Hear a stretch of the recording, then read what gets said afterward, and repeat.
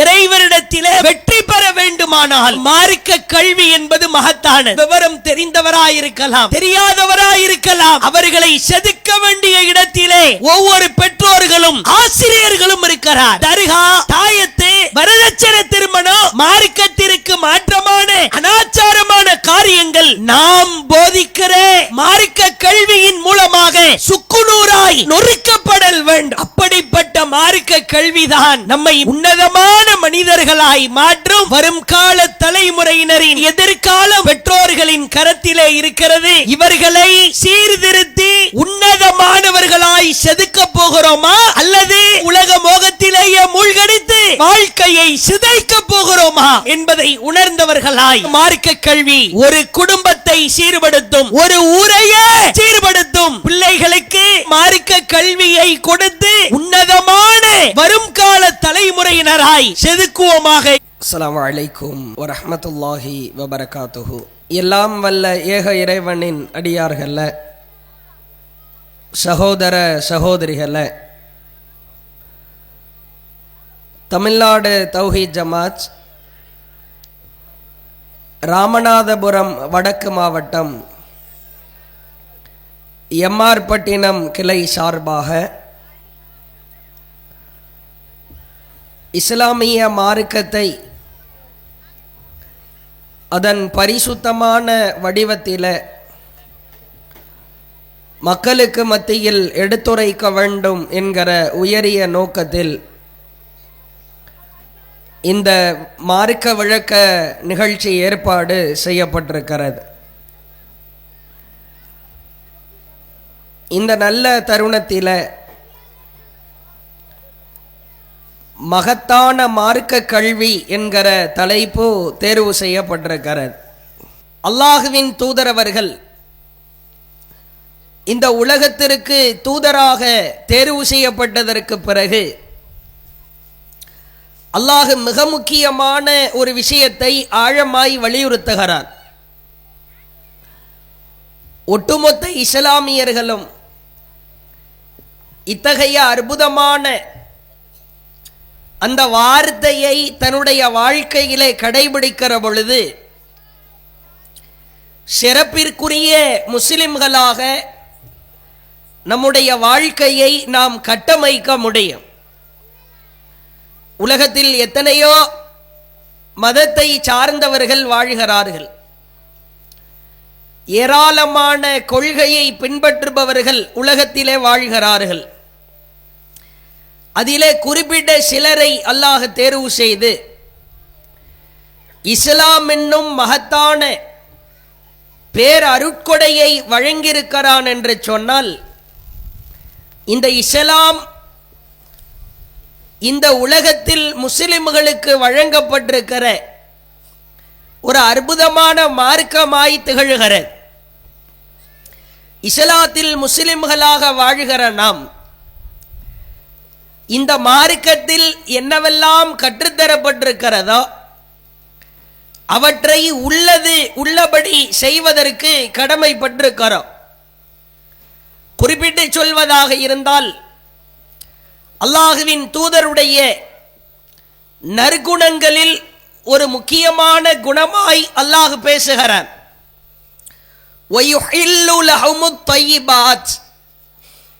அவர்களுக்கு எது பரிசுத்தமாய் இருக்கிறதோ, ஆகுமாக்கப்பட்டதா இருக்கிறதோ அதை அவர் ஏவுவார். நபியினுடைய குணநலத்தின் பிரதானமான குணம், எது உங்களுக்கு அனுமதிக்கப்பட்டிருக்கிறதோ, எதை அல்லாஹ் இதைத்தான் நீ செய்ய வேண்டும் என்று கட்டளையிட்டிருக்கிறானோ அதை மட்டும்தான் இந்த நபி உங்களுக்கு கட்டளையிடுவார், உங்களுக்கு அதை ஆகுமாக்குவார். அடுத்து அல்லாஹ் சொல்கிறான், வயுஹர்ரிமு அலைஹிமுல் ஹபாயிஸ், உங்களிடத்தில் தடுக்கப்பட்ட அருவருப்பான அசிங்கமான காரியங்களை விட்டு இந்த நபி உங்களை தடுப்பார். உங்களுக்கு எதுவெல்லாம் வாழ்க்கையிலே தடுக்கப்பட்ட காரியம் என்று சொல்லப்பட்டிருக்கிறதோ அவற்றையெல்லாம் இந்த நபி தடுத்து நிறுத்துவார் என்று அல்லாஹ் திருக்குரானில் நபிகளாரின் அற்புதமான குணநலன் குறித்து ரத்தின சுருக்கமாய் ஆழமான வார்த்தைகளால் பதிய வைக்கிறான். முதலில் ஒன்றை புரிந்து கொள்ள வேண்டும். அசிங்கங்கள், அருவருக்கத்தக்க காரியங்கள், மார்க்கத்திற்கு முரணான காரியங்கள் எந்த பகுதியிலே, எந்த இடத்திலே, எந்த வீட்டிலே, எந்த ஊரிலே, எந்த தெருவிலே இருக்கிறதா அதை அப்புறப்படுத்தி விட்டால் மட்டும்தான் அனுமதிக்கப்பட்ட காரியங்கள் அங்கே சிறப்பான முறையிலே பதிய வைக்கப்படும். இது நபிகளாரின் குணநலனாய் அல்லாஹ் எடுத்து காட்டுகிற செய்தியாய் பார்க்கிறோம். குப்பையாய் இருக்கிறது, அந்த குப்பையை எடுத்து வீடுகளிலே வைத்து வீட்டை சுத்தம் செய்ய நினைக்க முடியாது. ஒரு வாடை வீசுகிற, துர்நாற்றம் அடிக்கிற ஒரு பொருள் வீட்டில இருந்து அதற்கு மேல் எவ்வளவு ரூம் ஸ்ப்ரேக்கள் அடித்தாலும், வாசனை திரவியங்களை அள்ளி தெளித்தாலும் அந்த அசிங்கத்தை அப்புறப்படுத்தாத வரைக்கும் வாசனைகளால் அலங்கரிக்க முடியாது. ஒரு போர்டிலே, கரும்பலகையிலே அனைத்தையுமே எழுதி அந்த கரும்பலகையை நிரப்பிவிட்டோம். மீண்டும் ஒன்றை எழுதுவதாக இருந்தால் அந்த கரும்பலகையை அழிக்க வேண்டும், அதை சுத்தம் செய்ய வேண்டும். அப்பொழுதுதான் நாம் என்ன எழுதுகிறோம் என்பதை அந்த கரும்பலகையிலே மற்றவர்களுக்கு புரிய வைக்க முடியும். இதுதான் இஸ்லாத்தின் அடிப்படை. இஸ்லாமிய மார்க்கம் எவ்வளவு அழகாய் எடுத்துரைக்கிறது என்று பாருங்கள். என்னென்ன அருவருக்கத்தக்க காரியங்கள் மார்க்கத்தில், இஸ்லாமிய மார்க்கத்தை கடைபிடிப்பவர்களுக்கு புரியாமலா அறியாமலா அவர்களின் வாழ்க்கையிலே இருந்தால் அதை முதலிலே அப்புறப்படுத்த வேண்டும். அல்லாஹ் தன் தூதருக்கு எடுத்து சொல்லுகிற அற்புதமான உபதேசமாய் பார்க்கிறோம். உலகத்தில் எவ்வளவோ கல்விகள் இருக்கிறது, எத்தனையோ போதனைகள் இருக்கிறது, ஏராளமான போதனைகள், கல்விகள் உலகத்திலே இருந்தாலும் ஒரு மனிதனை பக்குவப்படுத்த வேண்டுமானால், நேரிய பாதைக்கு அழைத்து செல்ல வேண்டுமானால், இறைவன் வழிகாட்டி தந்திருக்கிற அந்த மார்க்க கல்வி என்பது மிக அவசியமானது.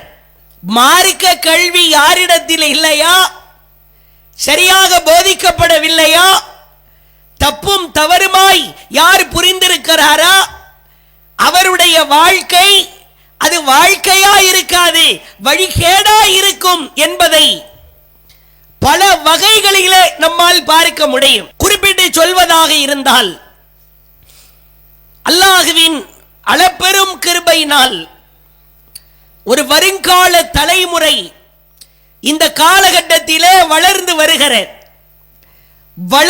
வருகிற வருங்கால தலைமுறையை சீரோடு சிறப்போடு இஸ்லாம் வழிகாட்டி தந்திருக்கிற வழிமுறை அடிப்படையில் வார்த்தெடுக்க தவறினால் நம்மை விட பெரும் கை சேதத்திற்குரியவர்கள் யாரும் இருக்க இயல. ஆழமாய் புரிந்து கொள்ளுங்கள்.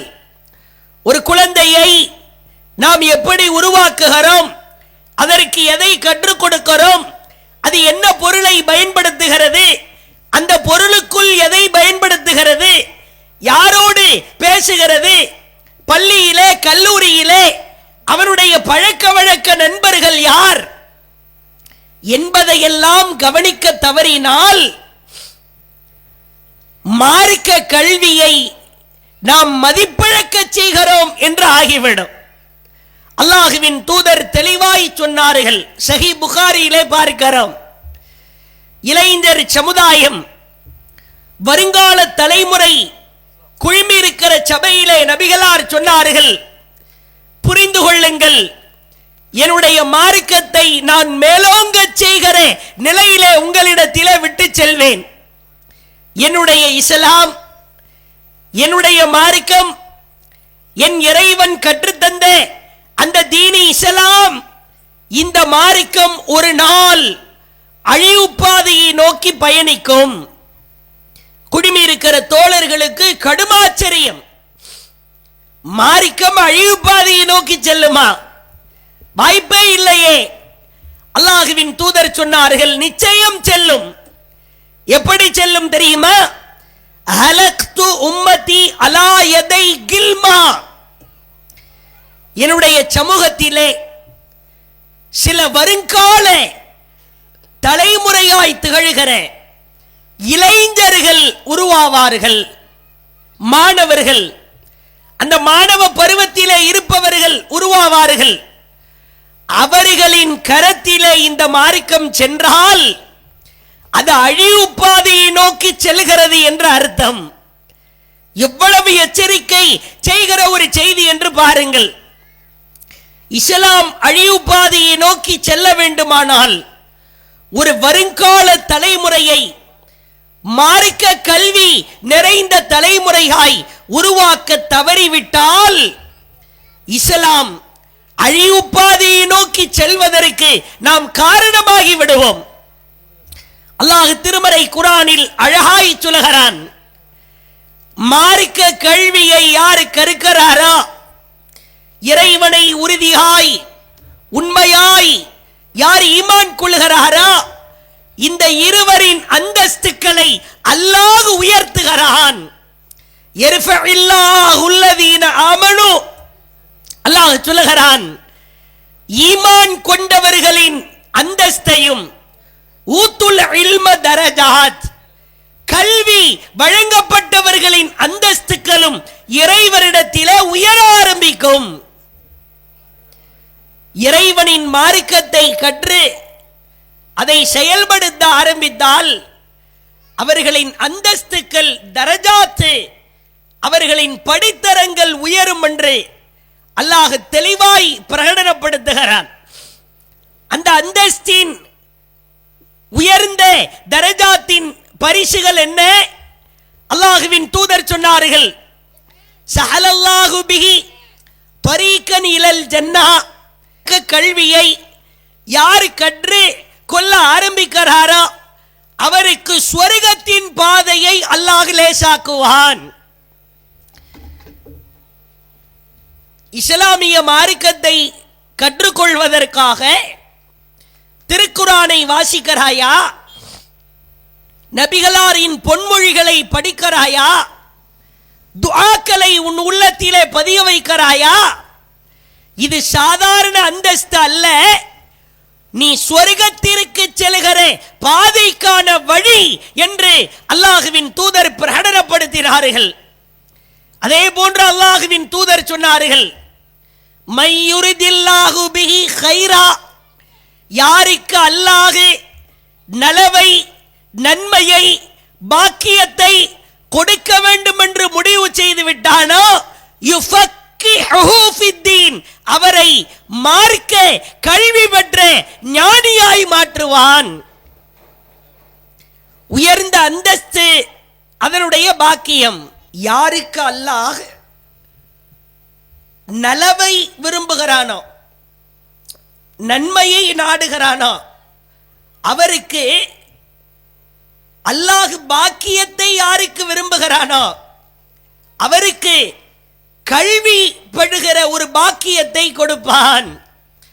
இங்க மேடையிலே ஒவ்வொரு விஷயத்தையும் அழகாய் எடுத்துரைத்த மாணவர்கள், மாணவிகள், இவர்களுக்கெல்லாம் அல்லாஹ் நன்மையை நாட விரும்பியிருக்கிறான். அல்லாஹ் பாக்கியத்தை கொடுக்க நாடி இருக்கிறான். அதனால் தான் நம்முடைய பிள்ளைகள் திருக்குர்ஆன் வசனங்களை நாவுகளிலே ஓதுகிறார்கள், திருக்குர்ஆனின் கருத்துக்களை எடுத்துச் சொல்கிறார்கள், நபிகளாரின் வாழ்க்கையை அப்படியே சாறுவிழிந்து அவர்களின் பாணியிலே, பாஷையிலே மக்களுக்கு புரிய வைக்கிறார்கள். மார்க்க கல்வி இதுதான் ஒருவரை மகத்தான மனிதராய் மாற்றும். அல்லாஹுவின் தூதர் அவர்கள் திருமறை குர்ஆனின் வாயிலாக ஏராளமான எச்சரிக்கைகளை செய்தார்கள். அதில் நபிகளார் செய்த எச்சரிக்கையில் மிக முக்கியமான எச்சரிக்கை நிறைந்த சில வாசகங்களை பார்க்கிறோம். அதிலே ஒரு சபையிலே வழிகட்டு போகிற ஷைத்தானிய சிந்தனைகளால் தூண்டப்படுகிற சில காரியங்களை விட்டு நபிகளார் மக்களை எச்சரித்திருக்கிறார்கள். அப்பொழுது ஒரு வசனத்தை ஓதி காட்டுகிறார்கள். கவனமாயிருக்க வேண்டும், ஷைத்தானுக்கு கீழ்ப்படிந்து விடக்கூடாது, ஷைத்தானின் வேலைகளை நீ செய்துவிடக் கூடாது. காலங்கள் செல்ல செல்ல வளர வளர ஏராளமான கண்டுபிடிப்புகள் கண்டுபிடிக்கப்படலாம், பலதரப்பட்ட உபகரணங்கள் உனக்கு உருவாக்கப்படலாம். அந்த நேரத்தில் கூட வழிதவறிவிடக் கூடாது என்பதற்காக நபிகளார் செய்த முன்னறிவிப்பை பாருங்கள். 6வது அத்தியாயத்தின் ஒரு வசனத்தை ஓதுகிறார்கள். ஃபலம்மா நஸூ மா ذுக்கிரு பிஹி, அவர்களுக்கு சொல்லப்பட்ட அறிவுரையை அவர்கள் மறந்த பொழுது, அல்லாஹ் இவ்வாறு வாழ வேண்டும், இவ்வாறு வாழக்கூடாது, இதுதான் ஹலால், இது ஹராம், இது ஆகுமாக்கப்பட்டது, இது தடுக்கப்பட்டது, இதை நீ செய்ய வேண்டும், இதை நீ செய்யக்கூடாது என்று மார்க்கத்திலே சில சட்டங்கள் உனக்கு சொல்லித்தரப்படும். இதுதான் அறிவுரை. இந்த அறிவுரையை அவர்கள் மறந்துவிட்டால் ஃபதஹ்னா அலைஹிம் அபுவாப குல்ல ஷைஇன், அல்லாஹ் சொல்லுகிறான், அவர்கள் வழிகட்டு போவதற்கான அனைத்து வாசல்களையும் நாம் திறந்து விடுவோம். கவனமாயிருக்க வேண்டும். மகத்துவம் நிறைந்த மார்க்க கல்விக்கு முக்கியத்துவம் கிடைக்காவிட்டால், முக்கியத்துவம் கொடுக்க தவறினால் வழிகட்டு போகிற வாசல்களை அல்லாஹ் திறந்து விடுவான். சொல்லிவிட்டு அல்லாஹ் சொல்லுகிறான், ஹத்தா இதா ஃபரிஹு பிமா ஊது, திறந்து விடப்பட்ட அந்த ஷைத்தானிய வாசல்களின் பால் மக்கள் மூழ்கி மகிழ்ச்சியாய் இருக்கிற பொழுது, அகதுனாகும் பக்தத்தன் ஃபைதாகும் முப்லிசூன், அவர்கள் நினைத்து பார்த்திராத நேரத்தில் அல்லாஹ் ஒரு புடிபிடிப்பான். அவ்வளவுதான். அல்லாஹ்வின் கடுமையான எச்சரிக்கை.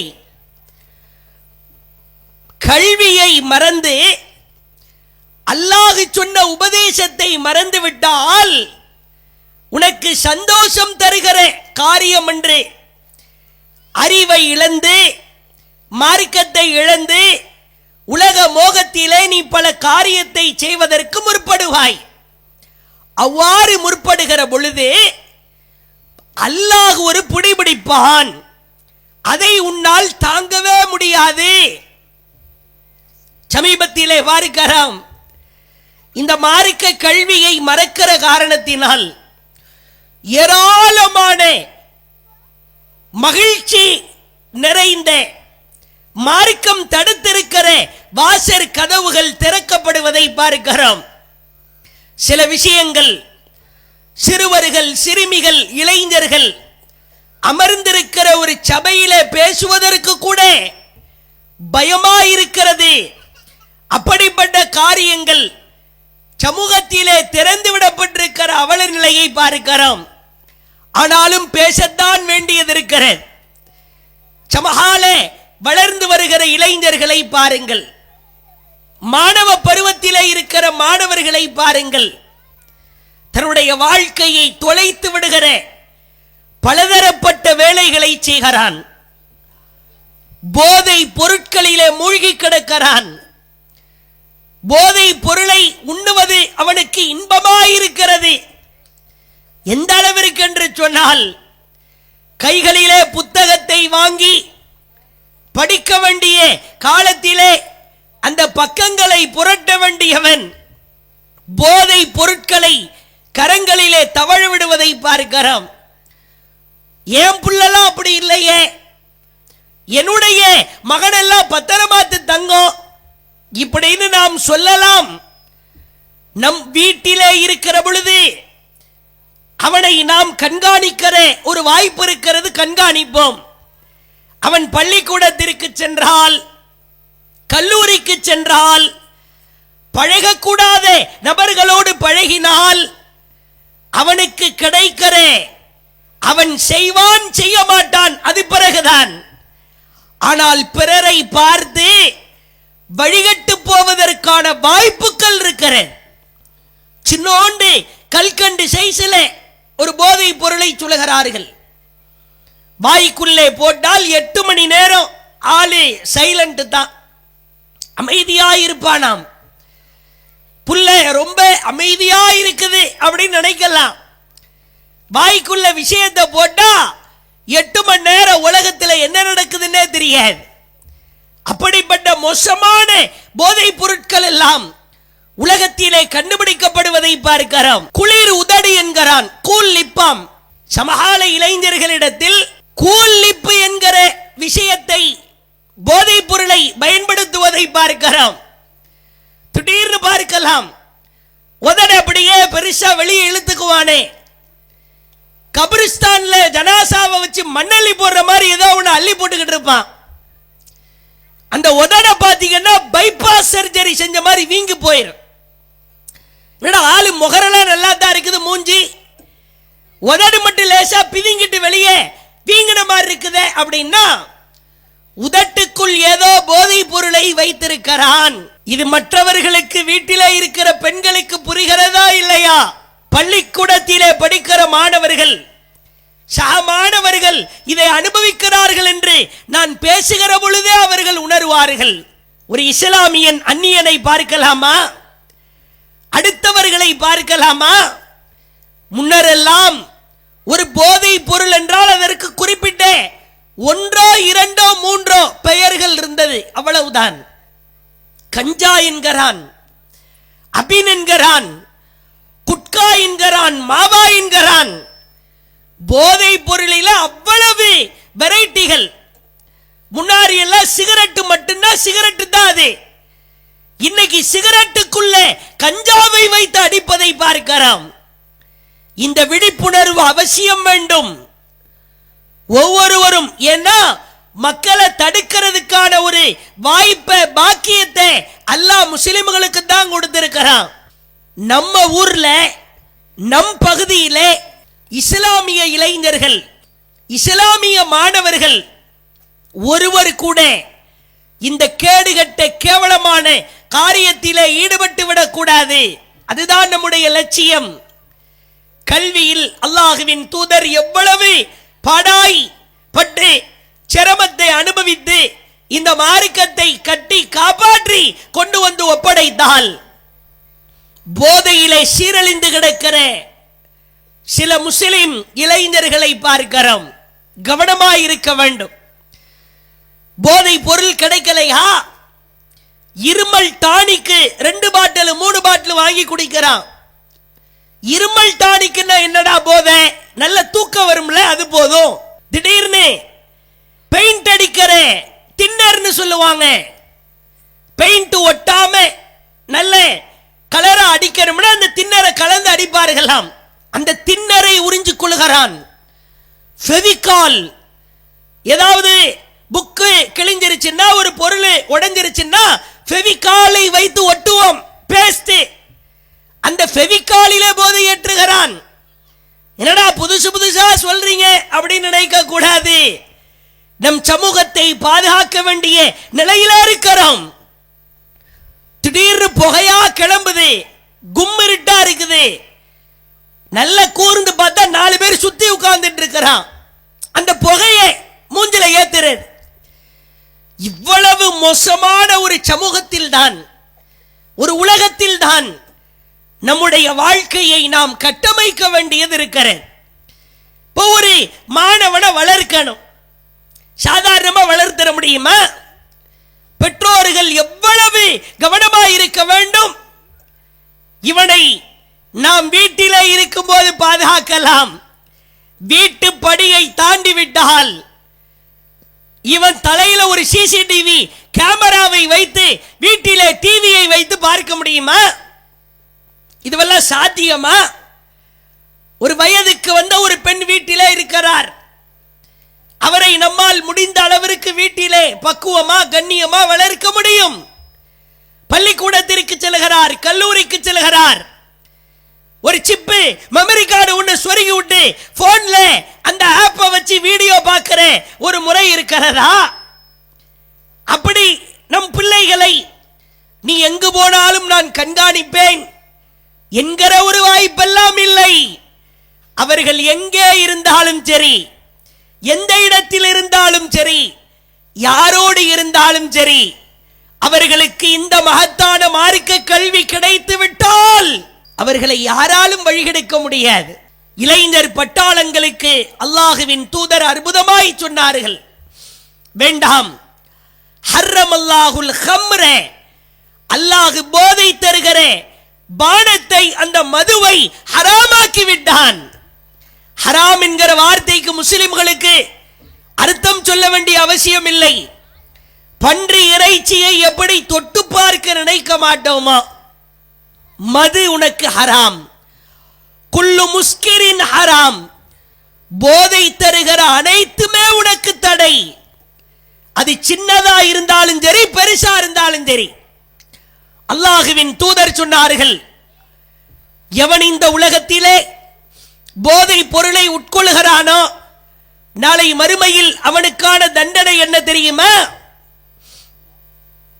நரகவாசிகள் அந்த நெருப்பிலே வந்து அவர்களின் தோள்கள் எல்லாம் கருகி போய் அந்த தோள்களும் வியர்வையும் சதையும் அந்த நெருப்பும் சேர்ந்து அந்த உடலில் இருந்து சீலும் சலமுமாய் கொட்டுமாம்.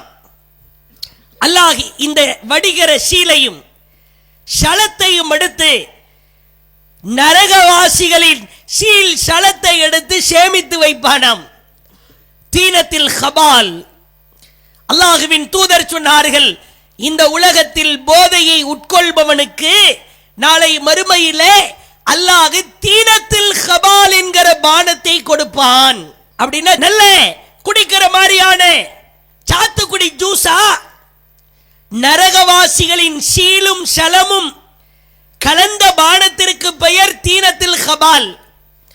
போதையை ஏத்துன சுர்ருன்னு ஏறிச்சா நாளைக்கு மறுமையிலே இந்த சீலையும் சலத்தையும் குடிப்பதற்கு அல்லாஹ் கடுமையான முறையிலே தண்டிப்பானாம்.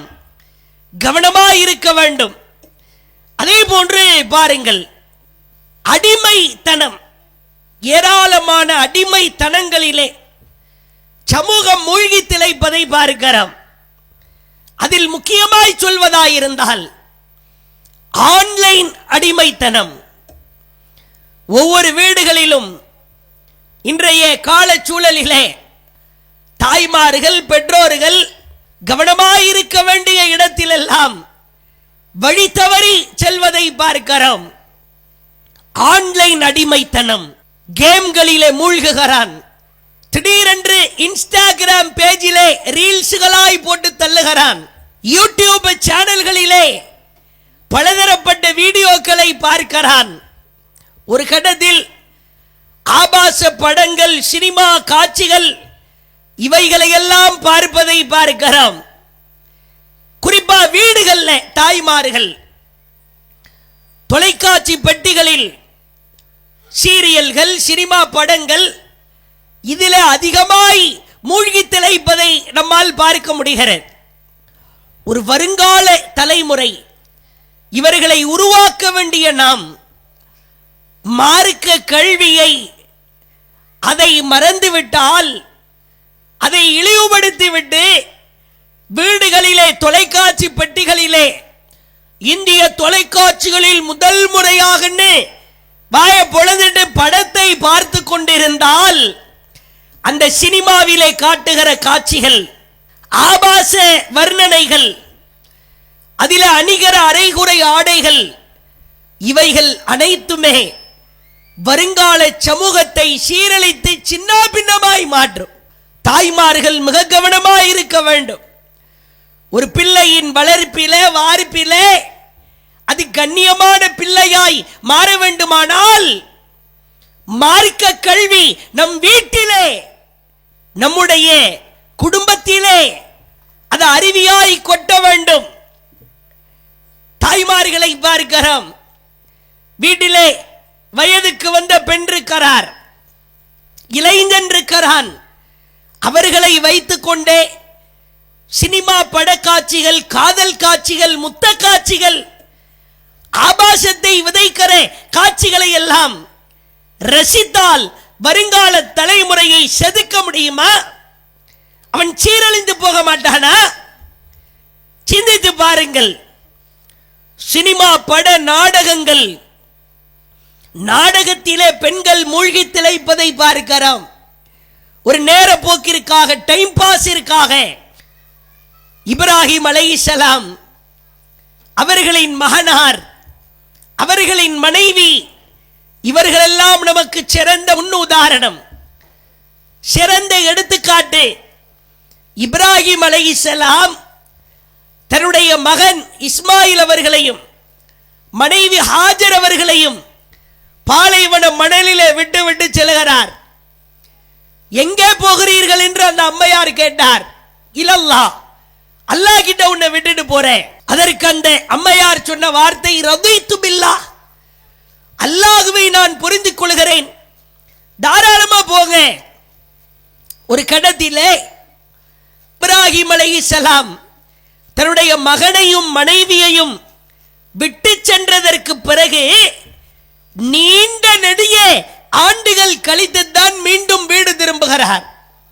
மகனை பார்க்கிறார், இளமை பருவத்திலே இருக்கிறார். வந்த குறிப்பிட்ட நாட்களிலே அவர் கேட்ட கேள்வி, மகனே, உன்னை அறுப்பது போன்று கனவு கண்டேன், நீ என்ன கருதுகிறாய்?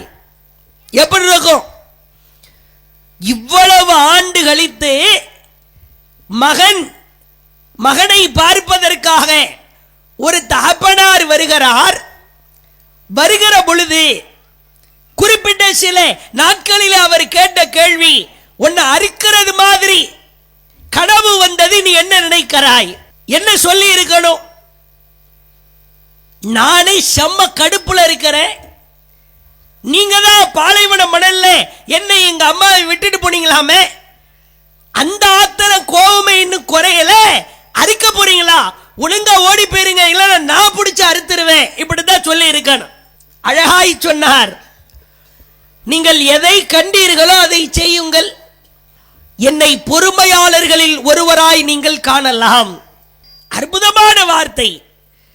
தகப்பன் இல்லை என்று சொன்னாலும் கூட நீண்ட நெடிய நாட்கள் தகப்பனின் துணை இல்லாமல் ஒரு தாய் தன் பிள்ளையை வளர்த்தெடுத்தாலும் கூட அந்த தாயின் வளர்ப்பிலே இஸ்மாயில் என்கிற மகன் செதுக்கப்பட்டிருக்கிறார். நிறைய தாய்மார்கள்ட கேட்டால் அலட்சியமான பதில், அத்தா காலையில கடைக்கு போனா நைட்டு தான் வர்றாரு, வெளிநாட்டுக்கு வேலைக்கு போயிட்டாரு, இவன் அடங்க மாட்டான், அடக்க முடியல. இந்த பதிலை இஸ்லாம் ஏற்கவே ஏற்காது. ஒரு தாய் நினைத்தால், ஒரு பெண் நினைத்தால் தன்னுடைய பிள்ளையை அழகாய் செதுக்க முடியும். அம்மையார் ஹாஜர் அற்புதமான உதாரணம். அதே போன்று பார்க்கலாம், நம்முடைய வீடு ஷைத்தானால் சூழப்பட்ட வீடா இருக்கக்கூடாது. சீரியல்னு வந்துடுச்சுன்னா பெரும்பான்மையான பெண்கள் அதிலே மூழ்கி கிடப்பதை பார்க்கிறோம். அப்பொழுது நம்முடைய தலைமுறையை மார்க்க அடிப்படையில் வார்த்தெடுக்க முடியுமா? சவாலாய் நீங்கள் கேட்டு பாருங்கள். ஏதாவது ஒரு சீரியலிலாவது, ஒரு நாடகத்திலாவது ஒழுக்கத்தை கற்றுக் கொடுக்கிறான். ஒழுக்கம் இந்த நாடகத்திலே போதிக்கப்படுகிறது. இதை பார்த்ததற்கு பிறகுதான் நானும் என்னுடைய குடும்பத்தாரும் ரொம்ப சிறப்பான முறையில் வாழ ஆரம்பிச்சோம். ரயில்வே பயணம், ஒரு ரயில்ல பயணம் போகணும்னா பிளாட்ஃபார்ம்ல உட்காரணும், ட்ரெயின் வர்றதுக்கு வெயிட் பண்ணணும். சில ஊர்களில் அந்த கோச் பொசிஷன் காட்டுவதற்காக சில எல்இடியில எல்சிடியில ஒரு டிவி ஒன்று வச்சிருப்பாங்க சின்ன சின்னதா, S1 S2 S3 அந்த கோச் பொசிஷனை காட்டும். ரயில்வே ஸ்டேஷன்ல பயணத்திற்காக அமர்ந்திருக்கிற பொழுதும் கூட டிவியிலே கோச் பொசிஷனை காட்டியதற்கு பிறகு இன்னென்ன பெட்டி இன்னென்ன இடத்துக்கு வரும் அப்படின்னு சொன்னதற்கு பிறகு இடையிடையே நாடக விளம்பரத்தை சொருகுகிறான். திடீர்னு பாத்தீங்கன்னா பாக்கியாவின் அடுத்த கட்ட முடிவு என்ன? யாரா அந்த பாக்கியா? நம்மளுக்கே அடுத்த கட்டம் என்னன்னு தெரியலையே. பாக்கிய லட்சுமி அப்படின்னு ஒரு நாடகம் ஒன்று ஓடுகிறது. ஆக கேடுகட்ட ஒரு நாடகம்.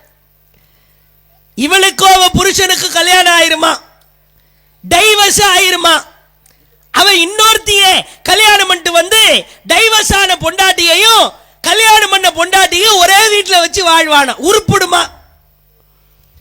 இப்படி ஒரு நாடகம். இத பார்த்து இஸ்லாமிய குடும்ப பெண்கள் அந்த நாடகத்தை ரசித்தால் இது உருப்படுமா? எந்த நாடகமா இருந்தாலும் மாமியார் மருமகள் சண்டை இல்லாத நாடகமே கிடையாது. பெரிய முடியாத தொடர்கதையாய் போய் கொண்டிருக்கிறேன். மாமியார் மருமகள் சண்டையை வச்சா அல்லது ஒரு கள்ள தொடர்பை வைத்தா அல்லது வேறு ஏதாவது மார்க்கத்திற்கு எதிரான பலதரப்பட்ட வேலைகளை வைத்தோ தான் நாடகங்கள் ஓடுகிறது. குடும்பம் சீரழிந்து விடாதா? மார்க்க கல்விக்கு முக்கியத்துவம் கொடுத்திருக்க வேண்டாமா? இதே மாதிரி நீங்கள் பார்க்கலாம் அரபு சேனல்கள்ல. இங்க எப்படி பாக்கியலட்சுமி, பாண்டியன் ஸ்டோர்னு கேடுகட்ட நாடகம்லாம் ஓடிக்கிட்டு இருக்குதா, அதே மாதிரி அரபு சேனல்கள்ல நாடகம் ஓடு. அதையும் கொஞ்சம் கூர்ந்து கவனிச்சா அதுல இதே மாமியார் மருமக பிரச்சனை கள்ள தொடர்பு தான். ஆனா அரபியில ஓடு. உலக அளவுல இதான் கான்செப்ட். ஒரு நாடகத்தை ரன் பண்ணணும், ஓட்டணும்னா மாமியார் மருமகள் பிரச்சனையை வைக்க வேண்டும், கள்ள தொடர்புகளை வைக்க வேண்டும்.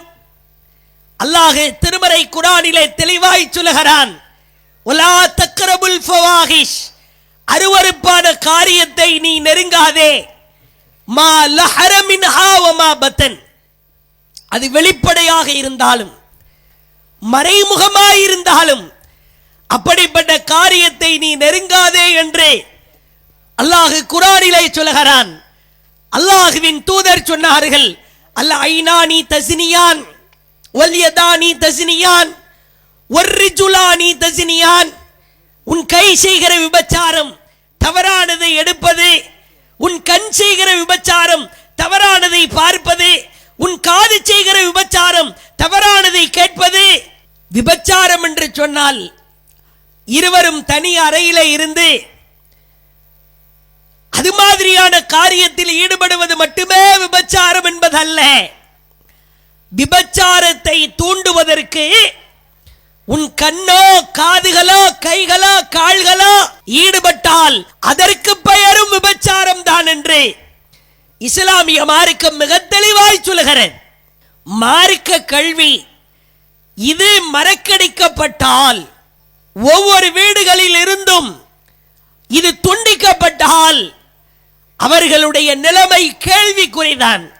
வருங்கால தலைமுறையை வார்த்தெடுக்க வேண்டும். அற்புதமான செய்தியை பார்க்கிறோம். நபிகளார் காலத்தில் ஒரு போர்க்களம் நடக்கிறது. அந்த போர்க்களத்திற்கு ஒரு இளைஞர் ஹாரிசா பின் சுராகா என்கிற நபி தோழர் கலந்து கொள்வதற்கு விரும்புகிறார். அவருக்கு தந்தை இல்லை, தாய் இருக்கிறார். அந்த தாயும் வயதான தாயார். தாயாரிடத்திலே வந்து கேட்கிறார், நான் இந்த போரிலே கலந்து கொள்ள போகிறேன், நீங்கள் என்ன கருதுகிறீர்கள்? அப்ப அம்மா ஹாரிசாவுடைய அம்மா சொல்றாங்க, தாராளமாய் கலந்து கொள், ஒரு பிரச்சனை இல்லை, அரவணைப்பிற்கு ஆள் இல்லை, கூட துணைக்கு தகப்பனும் இல்லை, அந்த அம்மாவுக்கு ஆதரவு என்று சொன்னால் இந்த இளைஞன் தான் இப்படி இருக்கிற பொழுது தாயார் அனுமதி கொடுக்கிறார், போரிலே கலந்து கொள். போர்க்களத்திற்கு செல்கிறார். போர்க்களம் முடிகிறது. தாயாருக்கு தகவல் வருகிறது, போர் முடிஞ்சு எல்லாரும் திரும்ப வர்றாங்க அப்படின்ற தகவல் வருது. அந்த மக்கள் எல்லாம் போர் முடிந்து திரும்பி வருகிற அந்த இடத்திற்கு உம்மு ஹாரிசா, ஹாரிசாவுடைய அம்மா, அந்த உம்மு ஹாரிசா வந்து நிற்கிறாங்க. தன் மகன் வருகிறானா, போருக்கு போன மகன் திரும்புகிறானா, திரும்பி வர்றானா அப்படின்னு பார்த்து கொண்டே இருக்கிறார். மகன் வரவில்லை. இறுதியாய் நபிகள் நாயகம் வந்து விட்டார். ரசூலுல்லாஹ்ட்ட போய் கேட்கிறாங்க, அல்லாஹ்வின் நபியே, ஹாரிசா மீது நான் எவ்வளவு பாசம் வைத்திருந்தேன் என்பது உங்களுக்கு தெரியும். ஹாரிசாவை நான் எவ்வளவு விரும்பினேன், நேசித்தேன் உங்களுக்கு தெரியும். ஹாரிசா பற்றி எனக்கு செய்தி சொல்லுங்க. அப்ப ரசூலுல்லாஹ் சொல்றாங்க, எங்கோ ஒரு பகுதியிலிருந்து, மேற்கு பகுதியிலிருந்து அம்பு ஒன்று வந்து ஹாரிசாவின் தொண்டையிலே குத்தி ஹாரிசா இறந்து விட்டார். அழ ஆரம்பிக்கிறார். அல்லாஹ்வுடைய தூதரை கேட்கிறாங்க, அல்லாஹ்வுடைய தூதரே, ரெண்டு விஷயம் உங்களிடத்திலே கேட்கிறேன். என் மகன் ஹாரிசா சொர்க்கத்தில் இருக்கிறான் என்று நீங்கள் சொன்னால் ஃபஸபர்து, நான் பொறுத்துக் கொள்வேன், நான் மகிழ்ச்சியாயிருப்பேன். ஒருவேளை கைர தாலிக், அது அல்லாத இடத்தில் அவன் இருக்கிறான் என்று நீங்கள் சொன்னால், வார்த்தையை நன்றாய் கவனிக்க வேண்டும். ஒன்று சொர்க்கம், மற்றொன்று நரகம். என் மகன் நரகத்தில் இருக்கிறான்னு கூட அந்த அம்மாவால சொல்ல வாய் வரல. அதனால என்ன சொல்றாங்க, அது அல்லாத இடத்துல அவன் இருக்கிறான் என்று நீங்கள் சொன்னால் அவனுக்காக அதிகமாக அழுது அல்லாஹ்விடத்திலே மன்றாடுவேன். நபிகளார் சொன்னார்கள், யா உம்ம ஹாரிசா, ஹாரிசாவின் தாயே, மகனை இழந்து துடிக்கிறாயா? சொர்க்கம் என்றால் அது ஒன்றுதான் இருக்கிறதா? இல்லை, சொர்க்கத்திலே பல படித்தரங்கள் இருக்கிறது. அதிலே உன் மகன் ஹாரிசா அஸாபல் ஃபிர்தௌஸில் அஅலா, சொர்க்கத்தில் உயர்ந்த சொர்க்கமாய் இருக்கிற ஜன்னத்துல் ஃபிர்தௌஸில் இருக்கிறான். போ, கவலைப்படாத.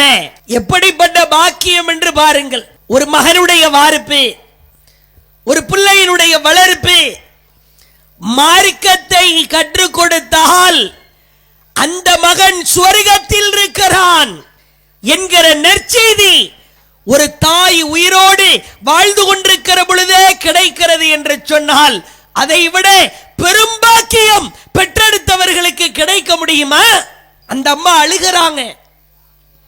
சொர்க்கத்தில் இருக்கிறானா சொல்லிருங்க. நற்செய்தியை பாருங்கள். ஒரு தாய் உலகத்திலே வாழ்ந்து கொண்டிருக்கிற பொழுதே உன் மகன் சொர்க்கத்தில் இருக்கிறான், இதை விட கோடியை கொட்டி கொடுத்தாலும் அந்த தாய்க்கு நற்செய்தி கிடைக்குமா? பாக்கியம் கிடைக்குமா? மார்க்க கல்வியை கொடுக்கிற பொழுது என் மகன் சொர்க்கத்தில் இருக்கிறான் என்கிற ஒரு ஆத்ம திருப்தி நமக்கு கிடைக்க வேண்டும். அப்படி கிடைக்குமா? யோசித்து பாருங்கள். சமூகத்தை எடுத்துக்கங்க. மார்க்க கல்வி முறையாய் போதிக்கப்படாததனுடைய விளைவு என்ன? பராத் இரவு என்கிற பெயரால ஒரு பித்அத் அனாச்சாரம் நடக்கிறது. பராத் இரவு அது ஒரு பித்அத், மார்க்கத்திலே இல்லாத ஒன்று. பள்ளிவாசல்ல கூட்டம் கூட்டமா ஆண்கள் வருவதை பார்க்கிறோம். ஃபர்லாக இருக்கிற, கடமையா இருக்கிற ஃபஜ்ர் தொழுகைக்கு யாரு வர்றதில்லை. பித்அத்துக்கு அவ்வளவு முக்கியத்துவம் கொடுக்கிறார், ஃபஜ்ர் தொழுகைக்கு வருவதில்லை. தர்கா அனாச்சாரத்தை பார்க்கிறோம். அல்லாஹ் திருமறை குர்ஆனிலே தெளிவாய் சொல்கிறான், எனக்கு இணை கற்பிக்காதே, லா துஷ்ரிக் பில்லாஹ் இன்ன ஷிர்க லதுல்முன் அதீம், இணை வைத்தல் மகத்தான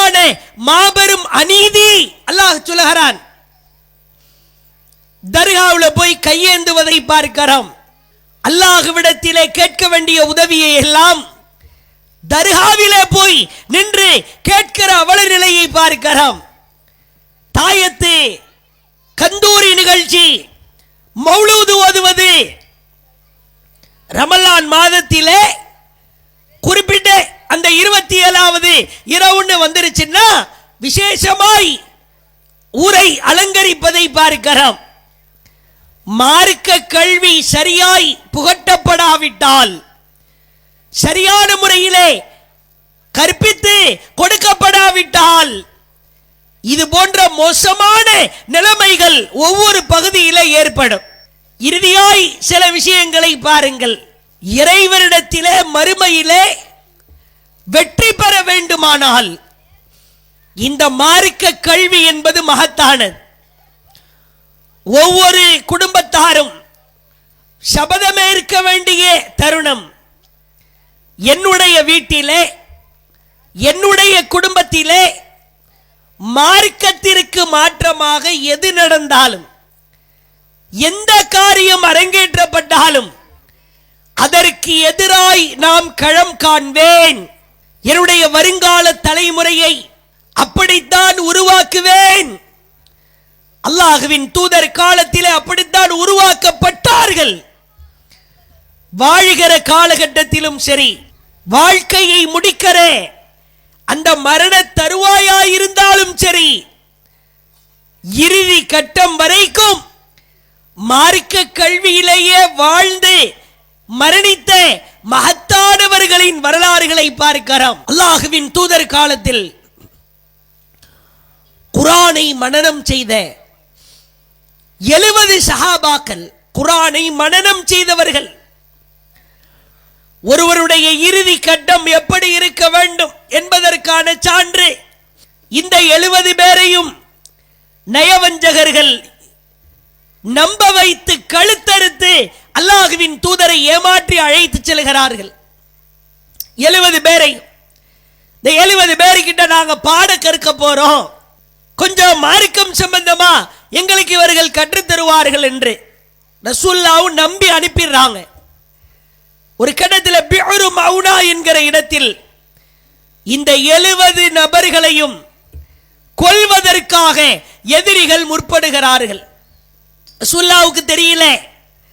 ஒரு கட்டத்திலே ஹராம் பின் மில்ஹான் ரலியல்லாஹு அவர்கள் ஒரு எதிரியோடு பேசிக் கொண்டிருக்கிறார். அவருக்கு என்ன நடக்குதுன்னே தெரியல. மார்க்க விஷயத்தை எடுத்து சொல்லிக் கொண்டிருக்கிற பொழுது ஹராம் பின் மில்ஹான் அவர்களினுடைய முதுகு பகுதியிலே முன்னால் இருப்பவன் சைகை செய்கிறான், பின்னால் இருப்பவன் ஈட்டியால் மறை உறுப்பிற்கும் வயிறுக்கும் நடுவிலே ஓங்கி ஒரு குத்து குத்துகிறான். பின்னால் குத்தப்பட்ட ஈட்டி முன்னால் வரைக்கும் வருகிறது. ரத்தம் அப்படியே சொட்டுது. அவர் சொன்ன வார்த்தை, வடிகிற ரத்தத்தை அப்படியே கையில எடுக்கிறார்.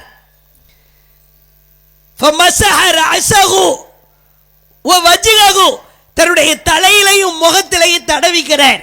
குர்ஆனை மனனம் செய்த ஒரு ஹாஃபில், மார்க்க கல்வியை கற்று அவருடைய இறுதி அந்த தருணத்தை பாருங்கள். வடிகிற ரத்தத்தை எடுத்து தலையிலையும் முகத்திலையும் தடவிட்டு சொல்றாரு, அல்லாஹு அக்பர், அல்லாஹ் மிகப்பெரியவன், ஃபுஸ்து வ ரப்பில் கஅபா, கஅபாவுடைய இறைவன் மீது சத்தியமாய் நான் வெற்றி பெற்று விட்டேன். எதிரிக்கு ஒண்ணுமே புரியல. ஈட்டிய வச்சு சொருகிட்டோம், ரத்தம் அப்படியே கொட்டுது. ரத்தத்தை எடுத்து கஸ்தூரி மாதிரி தடவிட்டு அல்லாஹு அக்பர் சொல்லிட்டு நான் வெற்றி பெற்று விட்டேன் என்கிறாரே. ஆமாம், அவர் சொல்லுகிறார், இறைவா எங்களை நீ பொருந்திக் கொள்வாயாக. இறைவா நாங்கள் உன்னை பொருந்திக் கொண்டோம். இறைவா இந்த கல்வியிலேயே நாங்கள் மரணிக்கிறோம், அந்த வாக்கியத்தை நீ கொடுத்து விட்டாய் என்று உயிர் மூச்சு பிரிகிற கடைசி தருணம் வரைக்கும் ஒரு இளைஞருடைய துணிச்சலை பாருங்கள். இதுபோன்று நம்முடைய ஊரிலே விவரம் தெரிந்தவராயிருக்கலாம், தெரியாதவராயிருக்கலாம், சிறுமியாயிருக்கலாம், ஆனால் அவர்கள் வளர வளர அவர்களை செதுக்க வேண்டிய இடத்திலே ஒவ்வொரு பெற்றோர்களும் அவர்களின் பொறுப்பாளர்களும் ஆசிரியர்களும் இருக்கிறார். தர்கா, தாயத்து, தகடு, ஆடம்பர திருமணம், வரதட்சணை திருமணம், மார்க்கத்திற்கு மாற்றமான அனாச்சாரமான காரியங்கள், இவைகள் அனைத்தும் நாம் போதிக்கிற இந்த மகத்தான மார்க்க கல்வியின் மூலமாக சுக்குநூறாய் உடைத்து நொறுக்கப்படல் வேண்டும். அப்படிப்பட்ட மார்க்க கல்விதான் நம்மை உன்னதமான மனிதர்களாய் மாற்றும். வரும் கால தலைமுறையினரின் அந்த எதிர்காலம் பெற்றோர்களின் கரத்திலே இருக்கிறது. இவர்களை சீர்திருத்தி உன்னதமானவர்களாய் செதுக்க போகிறோமா, அல்லது உலகத்திலேயே உலக மோகத்திலேயே மூழ்கடித்து இவர்களின் வாழ்க்கையை சிதைக்க போகிறோமா?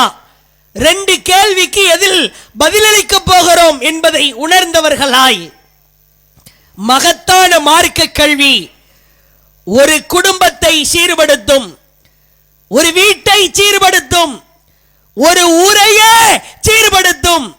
நம்முடைய பிள்ளைகளுக்கு மகத்தான மார்க்க கல்வியை கொடுத்து ஒழுக்கத்தை போதித்து உன்னதமான வரும் கால தலைமுறையினராய் செதுக்குவோமாக என்று கேட்டு ஜஸாக்குமுல்லாஹு கைரா வாஹிர் தஅவானா அனில் ஹம்துலில்லாஹி ரப்பில் ஆலமீன்.